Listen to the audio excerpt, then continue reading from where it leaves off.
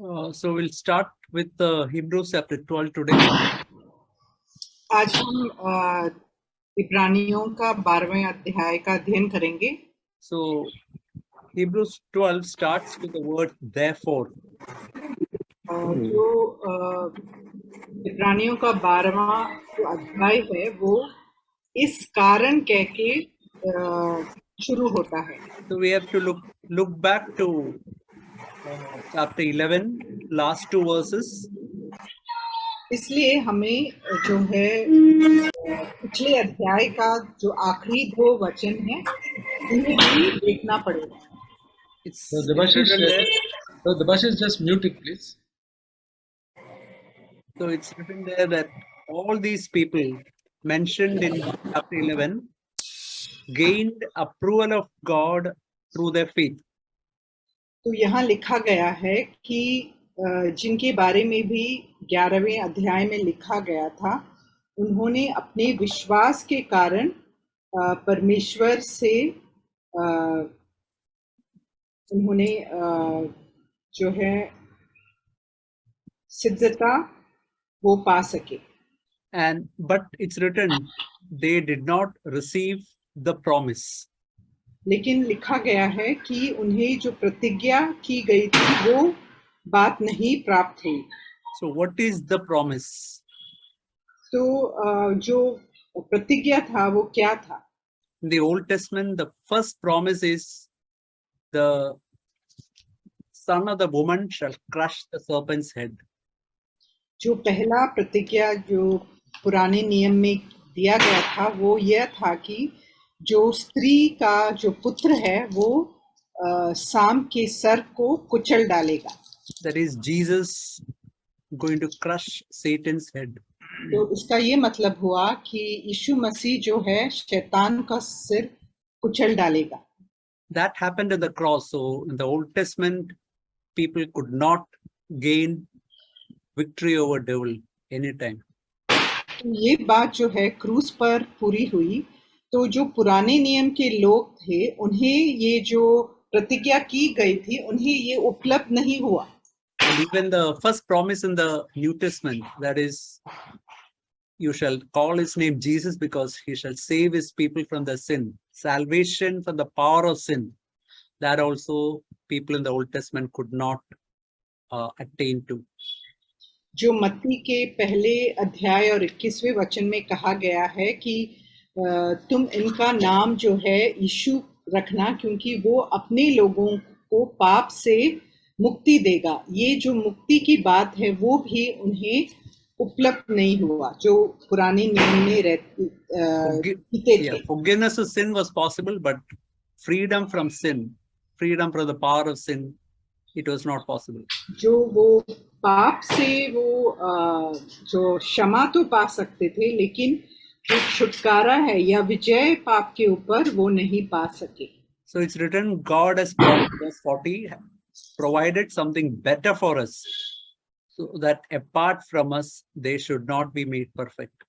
इसीलिए 40वां वचन 11 अध्याय 40वें वचन में लिखा गया है क्योंकि परमेश्वर ने हमारे लिए पहले से एक उत्तम बात ठहराई कि वे हमारे बिना सिद्धता को ना पहुंचे। Again, we see the word perfect here. That is perfect in conscience. तो हमारी विवेक में सिद्धता पाने के बारे में कहा गया है यहाँ। As we read in chapter 10, without consciousness of sin. जैसे हमने 10वें इब्रानियों का 10वें अध्याय में भी पढ़ा था कि जो पाप का विवेक के बिना रहना। So we can start with chapter 12. Therefore, since we have so great a cloud of witnesses surrounding us, let us lay aside every weight or encumbrance and sin which so easily entangles us. Let us run with endurance the race that is set before us. Verse 1. 12वें अध्याय का पहला वचन, इस कारण जबकि गवाहों का ऐसा बड़ा बादल हमको घेरे हुए हैं, तो आओ हर एक रोकने वाली वस्तु और उलझाने वाली पाप को दूर करके वह दौड़ जिसमें हमें दौड़ना है धीरज से दौड़ें। So these are some very, very important verses for our Christian life. ये जो वचन है ये हमारे ख्रिस्ती जीवन के लिए बहुत ही महत्वपूर्ण वचन है. Here it's written, first of all, that we have a great cloud of witnesses surrounding us. सबसे पहली बात ये कही गई है कि जो गवाहों का ऐसा बड़ा बादल हमारी चारों तरफ खड़ा है. There is all these great saints we met, which were mentioned in chapter 11, like Abel and Abraham and Moses and Sarah and Joseph, and all these people are sitting as if in a stadium or in a gallery, watching us running this race. तो जैसे 11वें अध्याय में हमने हाबेल और जो है नूह और Abraham और यूसुफ, याकूब, सारा और ऐसे बहुत सारे संतों के बारे में हमने, उनके विश्वास के बारे में हमने पढ़ा. ये सब जो है एक स्टेडियम में जैसे बैठे हुए हैं और हम जो इस दौड़ में दौड़ रहे हैं हमारे ऊपर उनका नजर है. We can say that wherever we are sitting in our room, all the saints are there, angels of God are there, and even God is watching us every moment of life. तो जहाँ भी हम बैठे हैं, किसी भी जो कमरे में हम बैठे हैं, उधर भी जो है परमेश्वर, उनके दूत और ये सब जो गवाह हैं, ये सब हमारे ऊपर वो नजर लगाए रखे हैं. Even the demons and other demons are also present. और शैतान और उसके जो साथ में जो हैं वो भी हमारे ऊपर आंख लगाए रखे. So here in verse 1 it says, let us lay aside, first of all, two things we are called to lay aside. First, every weight, and second, the sin which so easily entangles us. तो इसीलिए यहाँ ऐसे दो बातों को दूर रखने के लिए कहा गया है. पहली बात है रोकने वाली वस्तु और दूसरी है उलझाने वाला पाप. See, first of all, I want to speak something about the weights that we have to lay aside. पहले मैं जो भारी वस्तु है या जो हमें रोकने वाली वस्तु है उसके बारे में मैं समझाना चाहता हूँ. See, there are many things which are lawful in our life, but they are not profitable.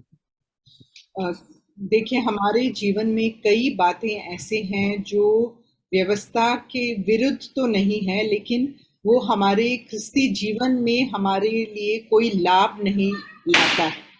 Look at a runner, say a person who is running a marathon or any type of race.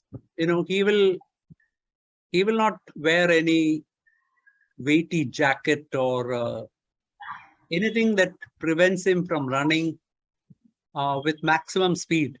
He will not be wearing.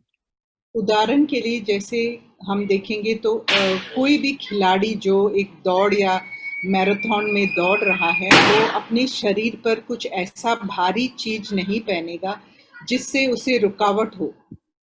He will wear only what is absolutely necessary for the race.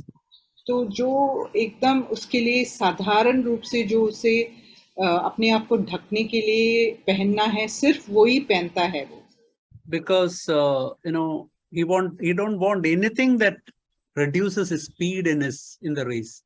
वो ऐसा कोई भी चीज अपने साथ ले जाना नहीं चाहता जो उसे अपना जो उसे जो तेजी से भागने में उसे रोक सकता है. Now look into our own life.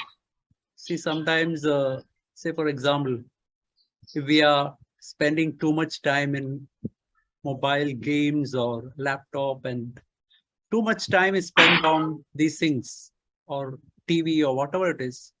No, these can be like weights in our Christian life.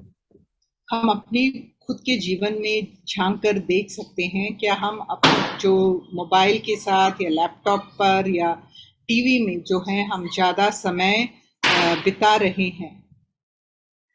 even in the matter of food, see, athlete will not take any junk food. He'll be very careful. He'll take only extremely nutritious food, which will help him in the race. खाने के बारे में भी अगर एक खिलाड़ी है तो वो अपने लिए वो ऐसा कुछ नहीं खाएगा जैसे जंक फूड है, ऐसी चीजें वो नहीं खाएगा जो अपने लिए एकदम पौष्टिक जो भोजन है वही वो खाता है. There is a verse in Luke chapter 21. लूका 21वां अध्याय Verse 34 is written, "Be on guard, that your heart may not be weighted down with dissipation, drunkenness, and worries of life. The day comes on you suddenly like a trap." तो 21 का 34वां वचन, इसीलिए सावधान रहो, ऐसा न हो कि तुम्हारे मन खुमार और मतवालेपन और इस जीवन की चिंताओं से सुस्त हो जाए और वह दिन तुम पर फंदे के समान अचानक आ पड़े. We are living in the last days, and there are so many things, cares of life, worries of life,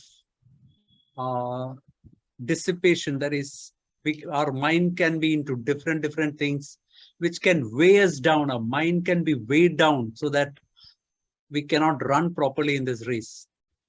तो अब हम अंत के समय में जी रहे हैं और इसके कारण जो है जो ऐसी बहुत भारी चीजें हमारे दिल में हम रख सकते हैं, जैसे यहाँ लिखा गया है मन का खुमार, मतवालेपन या जो जीवन की चिंताएं, इन सबको हम लेकर हम हमारे लिए एक हम इन चीजों में जकड़े रह सकते हैं. So that is one thing that can reduce our speed. Weights of life that can reduce our speed in a Christian race. और ऐसी बातें हैं जो हमारे जो तेजी से दौड़ने को हमें हमारा जो उसे कम तेजी से दौड़ने का कारण बन सकता है अगर हम इन चीजों को लेकर चलें. Second thing is written is the sin which so easily entangles us. और दूसरी बात जो लिखी गई है वो है उलझाने वाले पाप. See, it's not written sins. The word written is the sin which so easily entangles us. और उलझाने वाले पापों के बारे में नहीं कहा गया है, लेकिन उलझाने वाले पाप, एक पाप के बारे में कहा गया है जो हमें परमेश्वर से दूर रखेगा. So in each of our life, there may be one sin which is easily tripping us down again and again, easily entangling us, tripping us down, making us fall. And Bible says we have to lay it aside. ऐसे हम हर एक के जीवन में ऐसा एक पाप हो सकता है जो हमें उलझाता है हर बार और हमें गिरा देता है और हम आगे बढ़ नहीं पाते हैं. And then it continues to say, let us run with endurance the race that is set before us. और फिर कहा गया है कि वो दौड़ जिसमें हमें दौड़ना है धीरज से दौड़े. See, remember, Christian life is not a 100-meter dash. It is a marathon race, like 42 kilometers is marathon race. It's a long, lifelong race. जो क्रिस्ती जीवन है वो एक 100 मीटर का डैश नहीं है जो एक कुछ सेकंड में खत्म हो जाता है, लेकिन एक जीवन भर का एक दौड़ है. जैसे मैराथन रेस होता है 42 किलोमीटर्स का हो सकता है, तो ऐसे एक जीवन भर का एक यात्रा है. So it's written here, let us run with patience or endurance this race. और इसीलिए इसके बारे में कहा गया है कि हमें धीरज से दौड़ना चाहिए. See, the word endurance means, or persistence. Sometimes we may fall, but quickly get up, continue to run. तो जो धीरज का ये मतलब है कि हम अगर गिर गए तो हम फिर से हम उठ के भागने लगते हैं.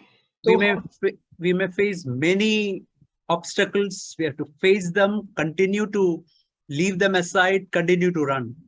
बहुत सारे ऐसे हमारे सामने बाधाएं आ सकते हैं, लेकिन हमें उन्हें पीछे छोड़कर हमें आगे बढ़ना है. See, many Christians, they want the best of both the worlds. बहुत सारे ख्रिस्ती ऐसे होते हैं जो दोनों संसार का और स्वर्ग के दोनों बातों की अच्छे चीजों को वो चाहते हैं. Yeah, they want heaven, but at the same time, they want the pleasures of the world. वो स्वर्ग को चाहते हैं, लेकिन उसके साथ साथ जो ये संसार का भोग है उसे भी वो भोगना चाहते हैं. But in our Christian race, that kind of a life is not possible. लेकिन ख्रिस्ती जीवन में ऐसा एक दौड़ नहीं हो सकता है. We can see the saddest thing in many Christian life is they don't want to go ahead.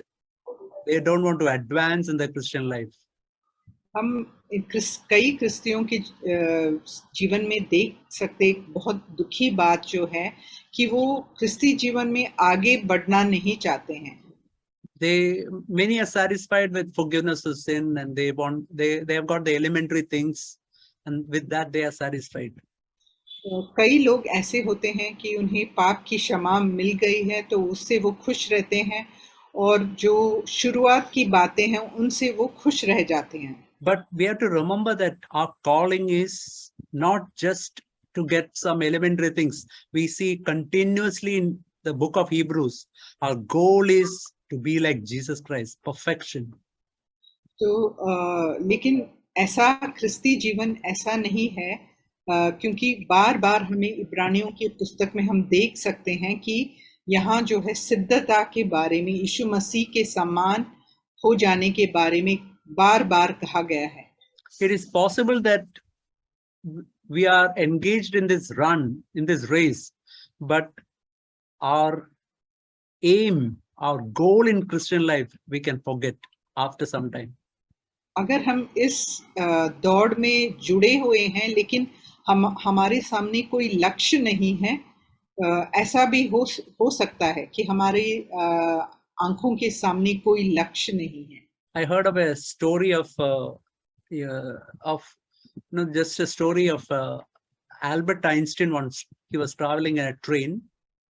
मैंने एक ऐसे वैज्ञानिक जो हैं, जो एल्बर्ट आइंस्टीन, उनके बारे में वो एक जो है रेल में यात्रा कर रहे थे, उनके बारे में मैंने सुना. And a TTR came, asked for his ticket, but he could not find the ticket. वो टिकट चेकर आया और उन्होंने अपनी टिकट मांगा तो उन्हें वो मिल नहीं रहा था. So he said that TTR said, "See, I know that you are a great scientist. Be comfortable. I know you have taken the ticket. You can travel, no problem." तो टीटी ने उनसे कहा कि मैं जानता हूँ आप तो बहुत बड़े वैज्ञानिक हैं, तो आपने तो लिया ही होगा टिकट, तो आप आगे बिना फिक्र के आप यात्रा कर सकते हैं. So he went on to check other people, but when he looked back, Albert Einstein was kneeling down and looking under the seat to find out his ticket. और ये जो टीटी है वो आगे बढ़ गया, लेकिन जब वो मुड़ के उसने देखा तो उसने देखा कि जो अल्बर्ट आइंस्टीन है वो अपने घुटने पर झुककर सीट के नीचे सब ढूंढ रहा है. So that TT came running and said, "Sir, be comfortable. I know you have taken ticket."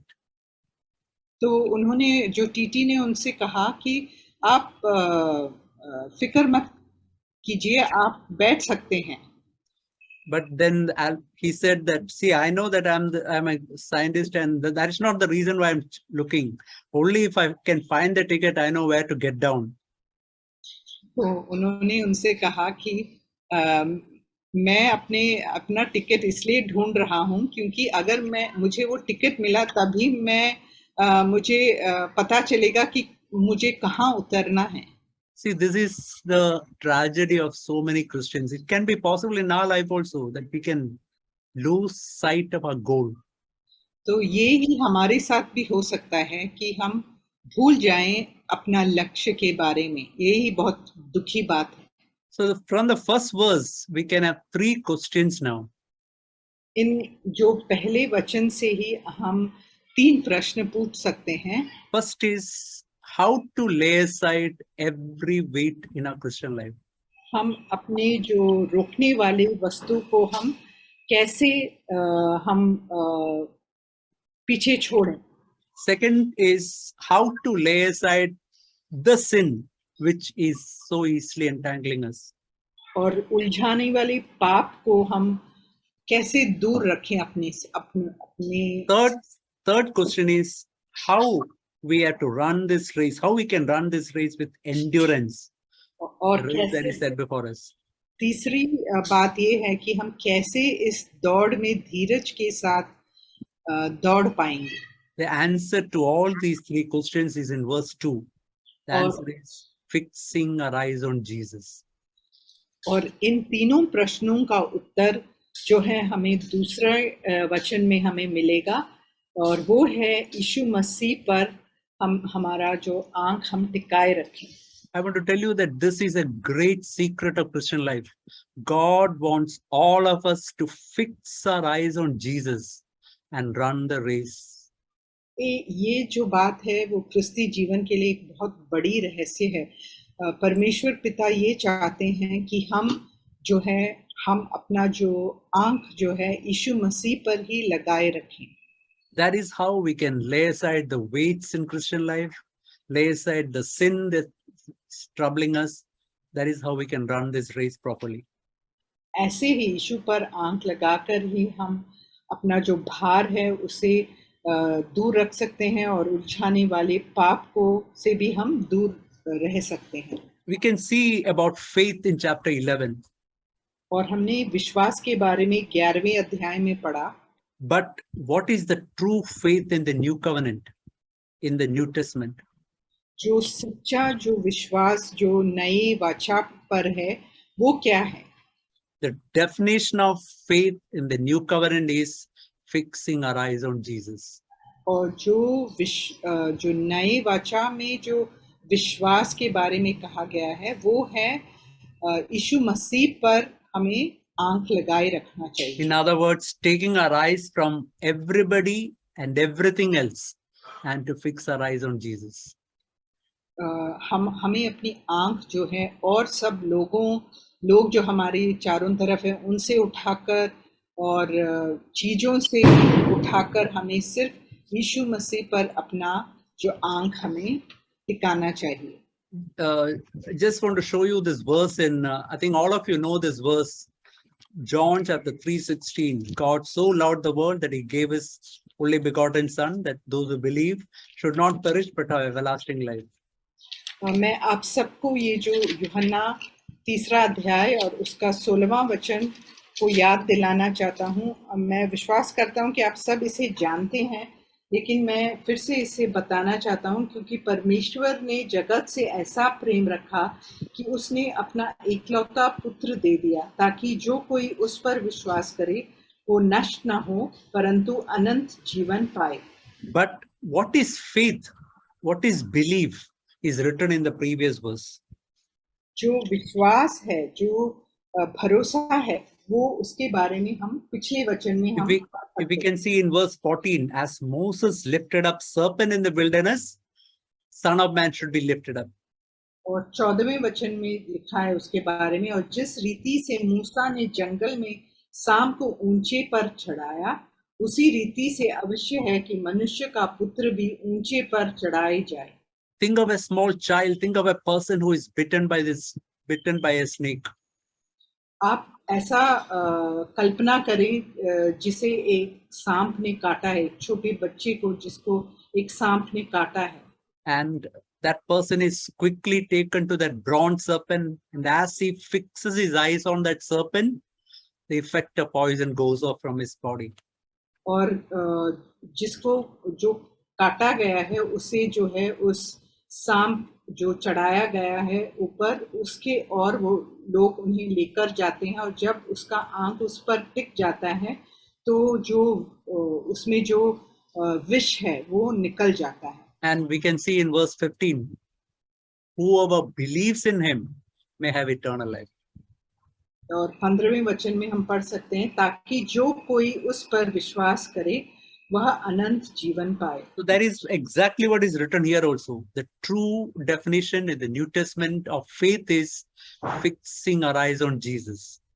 तो जो नए वाचा में जो विश्वास के बारे में हमें समझ में आता है वो यही बात है कि हमें अपना विश्वास जो है यीशु मसीह पर ही पूरी तरह रखना चाहिए। See, when weights of life come, when some sin is troubling us, when we see how we can get out of this sin, we don't know.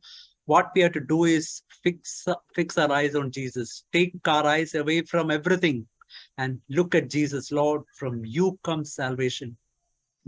जब हम ऐसे कुछ भार हमें हमारे सामने आ जाता है, जो जैसे लोग संसार की चिंता या कुछ पाप में जिसमें हम उलझ जाते हैं, ऐसी बातें जब हमारे सामने आती हैं तो हमें चारों तरफ से अपना आंख उठाकर यीशु पर लगाना चाहिए, क्योंकि जैसे यहाँ कहा गया है कि यीशु मसीह ही हमारे लिए मुक्ति लेकर आ सकता है। And it continues to say that he is the author and perfecter of faith. और उनके बारे में ये भी कहा गया है कि वो विश्वास के कर्ता और सिद्ध करने वाले हैं। See, all of you know that book, Good Foundation. Who has written it from first word to the last letter? Zach Punnen has written that book.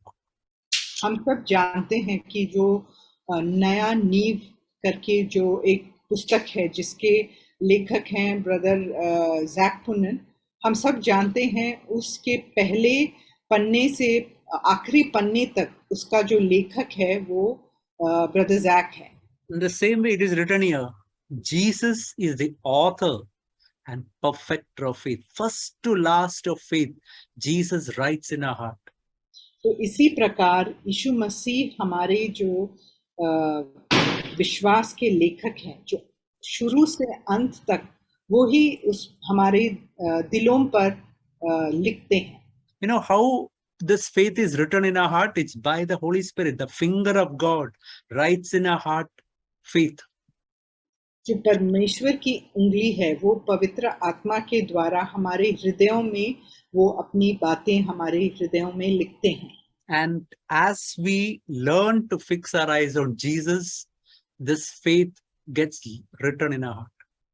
और जैसे हम यीशु मसीह पर अपना आंख टिकाए रखेंगे तो ये जो विश्वास है वो हमारे दिलों में लिखा जाएगा। So as we turn our attention from everything else, as we concentrate on Jesus, fix our eyes on Jesus, faith slowly gets written more and more in our life.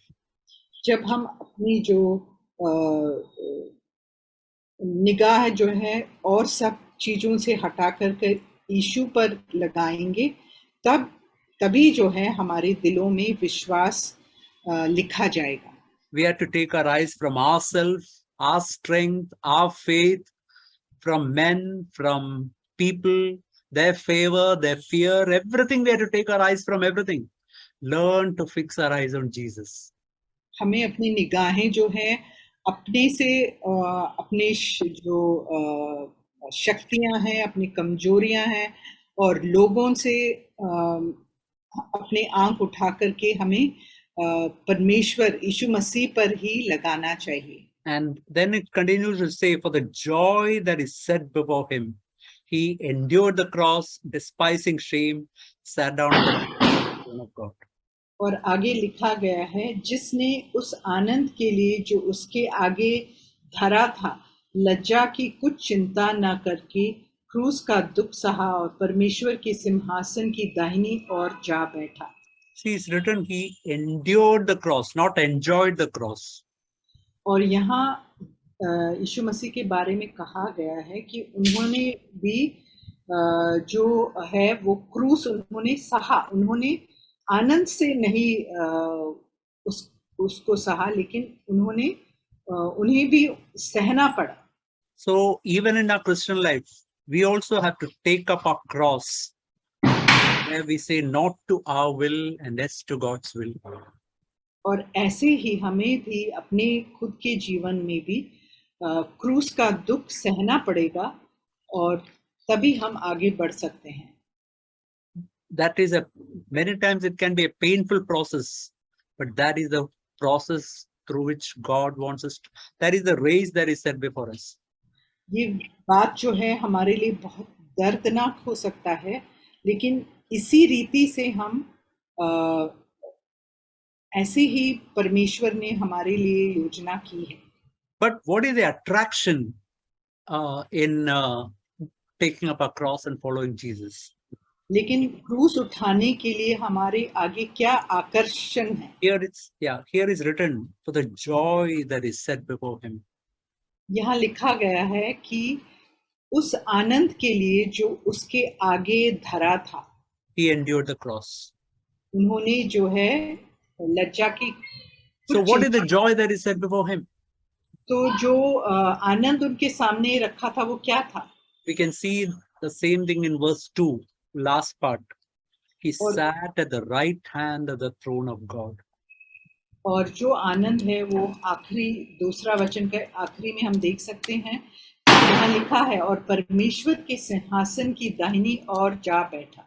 If we compare that with Psalm 16, is written, in his presence is fullness of joy, on his right hand are pleasures forevermore. और इसकी अगर हम तुलना जो है भजन संहिता 16 से करेंगे तो वहाँ लिखा गया है कि परमेश्वर के दाहिनी ओर जो है हमारे लिए सुख और आनंद रखा हुआ है.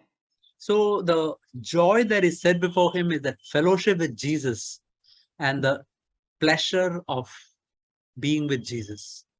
तो जो आनंद उनके सामने हमारे सामने रखा हुआ है वो यीशु मसीह के साथ संगति है और उनके साथ हमेशा के लिए रहना है. See, we have to remember that many times as many situations come where we have to take up our cross, we have to remember this, Lord, this is the goal for which I do it. Lord, I want to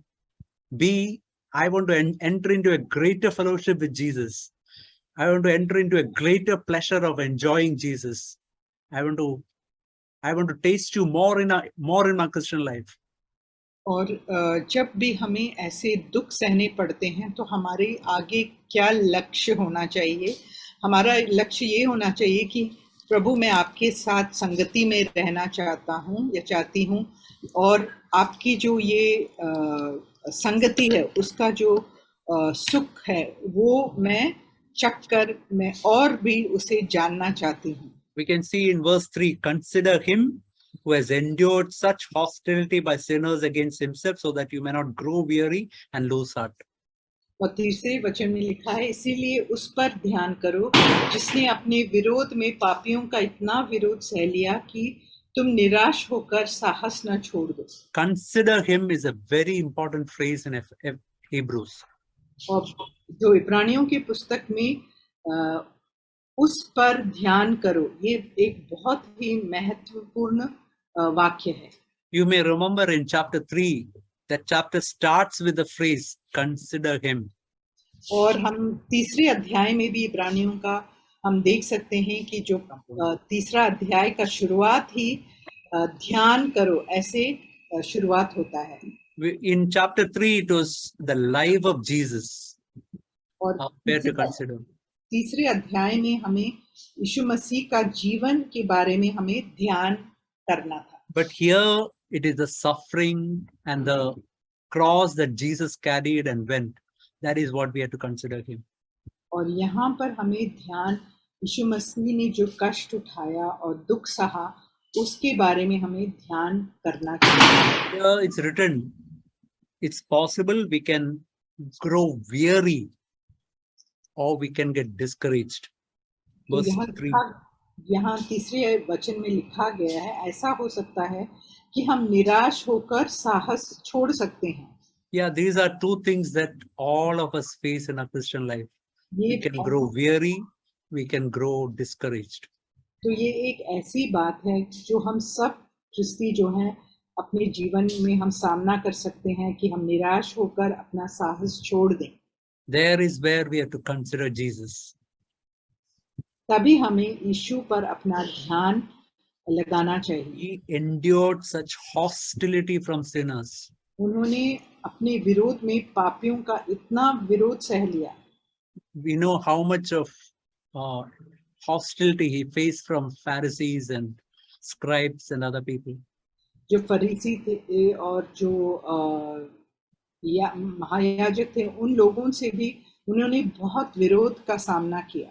So we can see in all these portions, the continuous emphasis is look at Jesus, consider him, fix your eyes on Jesus. That is the main theme of these portions. सो बार बार हम देखते हैं कि हमें याद दिलाया जा रहा है कि हमें यीशु मसीह पर अपना ध्यान रखना चाहिए और उनकी ओर ही हमें ताकते रहना चाहिए। That is a great exercise in a Christian life. So maybe for today we'll stop here. We can continue next week. ये हमारे लिए बहुत ही अभ्यास करने के लिए एक बहुत ही महत्वपूर्ण चीज है। ये हम करते रहें और इसी से मैं समाप्त करता हूँ आज, और आगे हम अगले हफ्ते से में करेंगे। So this verse 1, chapter 12, verse 1, is particularly a verse which has been a part of my life. ये जो पहला वचन है, ये मेरे जीवन का एक भाग रहा है। It says, let us also lay aside every encumbrance or every weight. तो यहाँ लिखा गया है कि हर एक जो रोकने वाली वस्तु है उसे हम दूर रखें। So a weight is it's not telling it's about a sin, but it is some weight. तो यहाँ जो बताई गई है वो पाप के बारे में नहीं है, लेकिन एक बोझ या एक भारी चीज के बारे में बताया गया है। So as Brother Sam said that that weight will make us slow down. तो वेट के कारण हमारी जो तेजी से भागना है वो कम हो सकता है। Sin will not just slow down; it will cause us to stop. तो लेकिन जो पाप है वो हमारी तेजी कम नहीं, सिर्फ हमारी तेजी कम नहीं करती, वो हमें पूरी तरह से रोक देता है। But this weight is something which is not classified as sin. जो भार या बोझ है वो पाप नहीं कहा जाता उसके बारे में। Basically, it is like a self-will. वो हमारी खुद की इच्छा के बारे में कहा गया है। So the Bible says in Romans chapter 8, it says that the mind set on the Spirit is life and peace. हम रोमियों के 8वें वचन में देख सकते हैं कि जो मन जो है स्वर्गीय बातों पर लगा हुआ है वो शांत और वो शांति लेकर आता है। So when we are focused on Jesus and His will is in our life, there is life and peace. तो अगर हमारी जो आंख है यीशु मसीह पर लगा हुआ है, उनकी इच्छा करने में लगी हुई है, तो जीवन और शांति लेकर वो आती है। So you can say our life is light and we can run the race fast.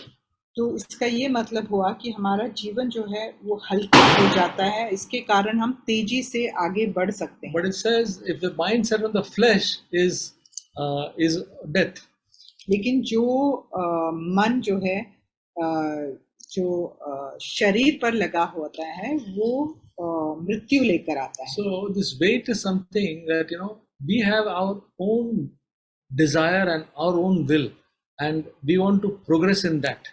हमारी खुद की इच्छा होती है और हम चाहते हैं कि हम उसमें आगे बढ़े। And it is not submitted to the Lord. और हमने उसको परमेश्वर के अधीन नहीं किया है। We cannot classify it as some sin. Sin is some telling lies or telling some cheating or something like that. But this is not that. This is something that we are not surrendering to the Lord. तो ये ऐसी बात है जो पाप तो नहीं है, जैसे हम झूठ बोलते हैं ऐसे पाप नहीं है, लेकिन ये एक ऐसी बात है जो जिसको हमने परमेश्वर की इच्छा के अधीन नहीं किया है। So sisters, even if there is one thing that we are keeping to ourselves, our your speed will slow down. अगर एक ऐसी बात हो जो हमने ऐसे रखा हुआ है तो वो भी हमारी तेजी को कम कर सकता है. Yeah, and then what a sin is something which is sin is something which easily we fall into. One sin which we can easily fall into. और एक ऐसा पाप हो सकता है जिसमें हम जो है उलझ जाते हैं और गिर जाते हैं. For me, I think it was the sin of judging others. तो मेरे जीवन में मैंने देखा है कि वो है दूसरों पर न्याय करना. Any conversation, I will have a different opinion or negative talk about somebody. किसी के साथ जब मैं बात करता हूँ तो मैं उनके बारे में जो है एक अलग रीति से उन्हें देखता हूँ और अच्छी तरह मैं उनको देख नहीं पाता. Then I know that I have tripped and I have fallen. तब मैं जान जाता हूँ कि मैं जो उस बात में उलझ गया हूँ और मैं गिर गया हूँ. So it can be for each one of us something different. हर एक व्यक्ति के लिए एक अलग पाप हो सकता है. Yeah. But for all these things, the only thing is our love for God is the only one which will bring us victory. लेकिन अगर हमारे दिल में परमेश्वर के प्रति प्रेम है तो हम इन चीजों पर विजय पा सकते हैं. If Jesus is more precious than anything else in this world, then all these things will be victorious. अगर यीशु मसीह को हम इन सब बातों से कीमती जानते हैं तो इन चीजों पर हम विजय पा सकेंगे. So God is, if we have that devotion and love for Jesus, God will take us and make us victorious in both these things.